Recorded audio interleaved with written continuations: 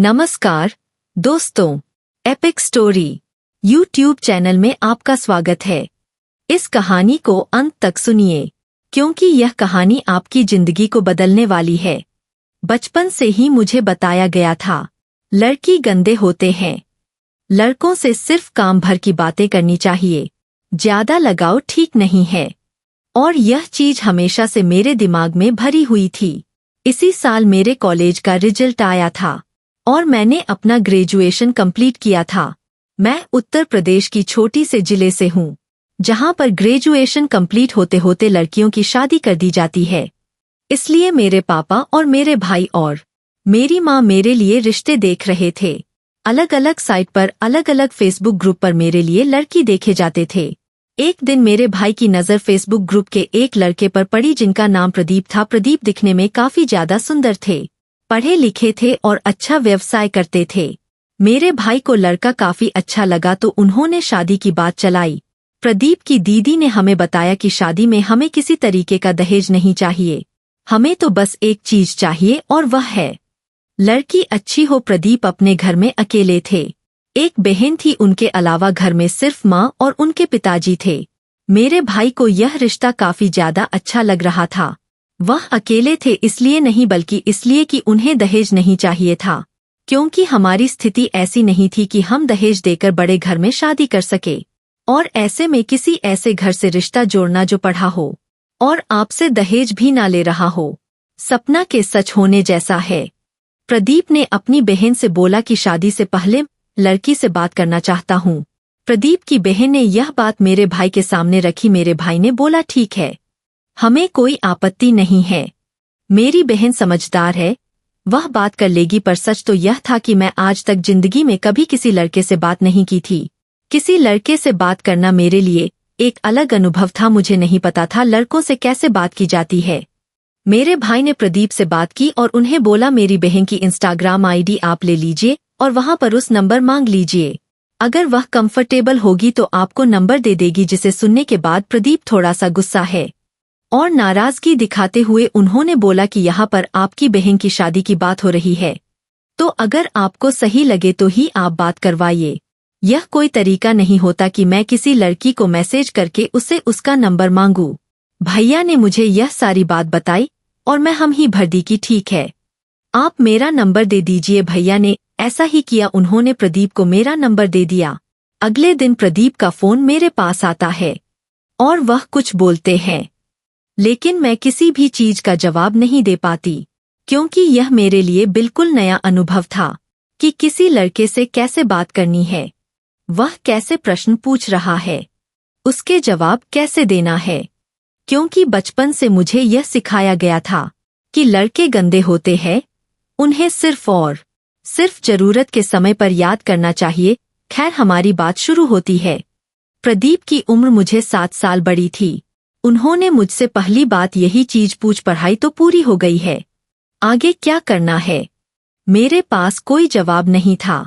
मैं उनसे बात करती, पहले दिन तो मुझे अच्छा नहीं लगा, लेकिन धीरे धीरे मुझे अच्छा लगने लगा। अब वह समय आता है जब मेरे घरवाले प्रदीप के घर पर उन्हें और उनके परिवार से मिलने जाने वाले थे।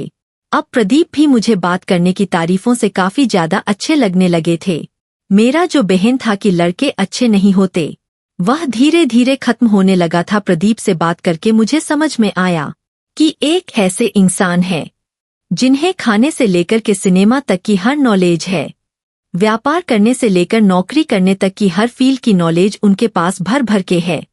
यही नहीं, बड़ों की रिस्पेक्ट कैसे करनी है, लड़की से बात कैसे करनी है, यह सारी बातें जैसे मानो उन्होंने कहीं पर सीखी हो। फिर वह दिन आ जाता है जिस दिन मेरे घरवाले प्रदीप के घर जाते हैं। उनको देखने के लिए घर पर जाने के बाद मेरे भाई प्रदीप से बात करते हैं। मेरे पापा प्रदीप को देखते हैं। घर काफी अच्छा था, घर में किसी भी चीज की कोई कमी नहीं थी और परिवार भी काफी सुलझा और सच्चा था। वहां से घर आते ही मेरे पापा मुझे मिलते हैं और काफी खुश रहते हैं और उन्होंने मुझे बस एक बात बोली, फोटो तो कुछ नहीं है, लड़के को सामने से देखो, बड़े बड़े हीरो फेल है।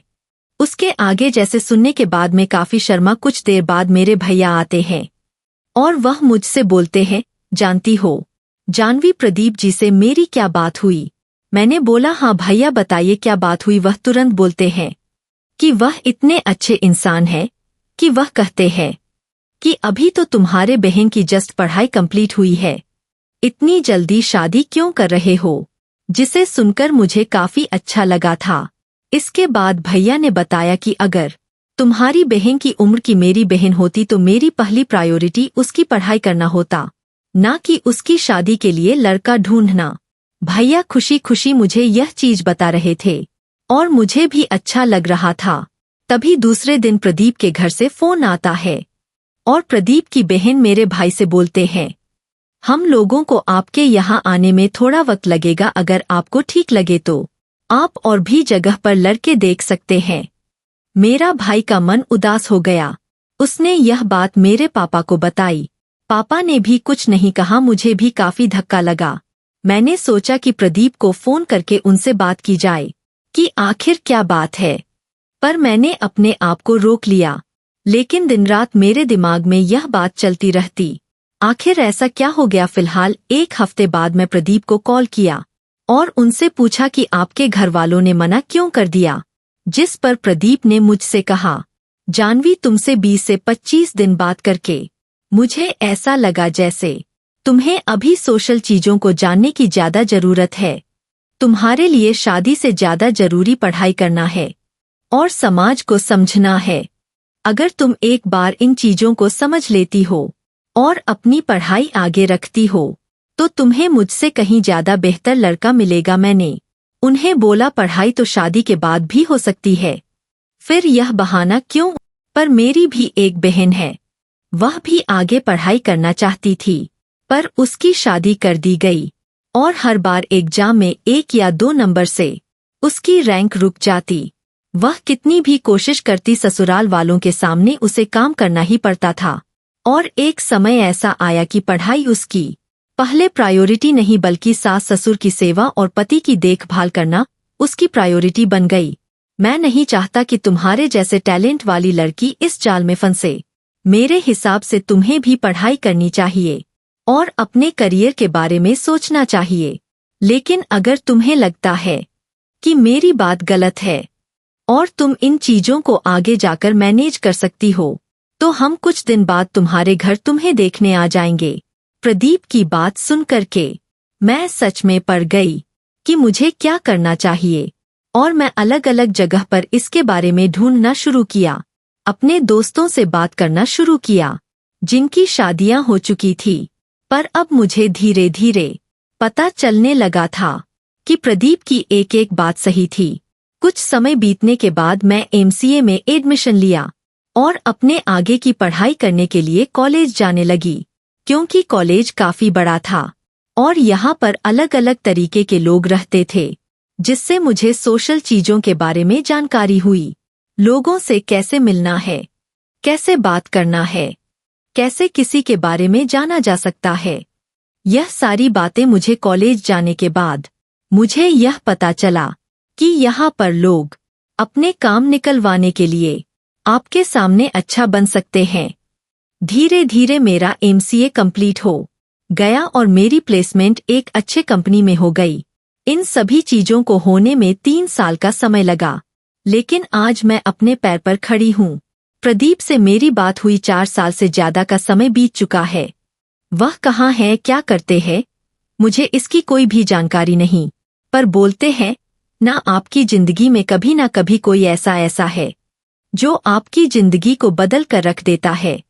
मेरी जिंदगी में वह इंसान प्रदीप थे जिनकी सूझबूझ और अच्छी नॉलेज की वजह से मेरे परिवार वालों ने मेरी आगे की पढ़ाई कराई और उनकी बातें मेरे दिमाग में घूमती थी, जिसकी वजह से मैंने पढ़ाई में अच्छा परफॉर्मेंस दिया और मेरी नौकरी एक अच्छी संस्था में लगी। आज शादी के लिए हर दूसरे दिन नए रिश्ते आते हैं, लेकिन प्रदीप से हुई वह 15 दिन की बात आज भी मेरे दिलो दिमाग में ताजा है। प्रदीप एक ऐसे शख्स थे जिन्होंने मेरी जिंदगी बदल कर रख दी। एक लड़की जिसकी शादी हो जाती और वह घर की जिम्मेदारियां में व्यस्त रहती से उन्होंने मुझे एक इंडिपेंडेंस, पैसे कमाने वाली और सोशल चीजों को समझने वाली लड़की में बदल के रख दिया। यदि आज प्रदीप मुझे मिलते हैं तो मैं उन्हें गले लगाकर शुक्रिया अदा करना चाहूंगी, पर वह कहाँ है, क्या कर रहे हैं, किसके साथ है, मुझे इसकी कोई जानकारी नहीं है। कभी कभी मुझे लगता है कि भगवान ने प्रदीप को मेरी जिंदगी में सिर्फ इसी मकसद के लिए भेजा था। वह मकसद पूरा हो गया और वह फरिश्ता भी हमसे दूर चला गया। बाकी अगर ये कहानी पसंद आई हो तो इस वीडियो को लाइक करें और ऐसी और कहानी सुनने के लिए एपिक स्टोरी यूट्यूब चैनल को सब्सक्राइब करें। तब तक मिलते हैं हम आपसे ऐसी ही एक और प्रेरणादायक कहानी के साथ अगले दिन। धन्यवाद।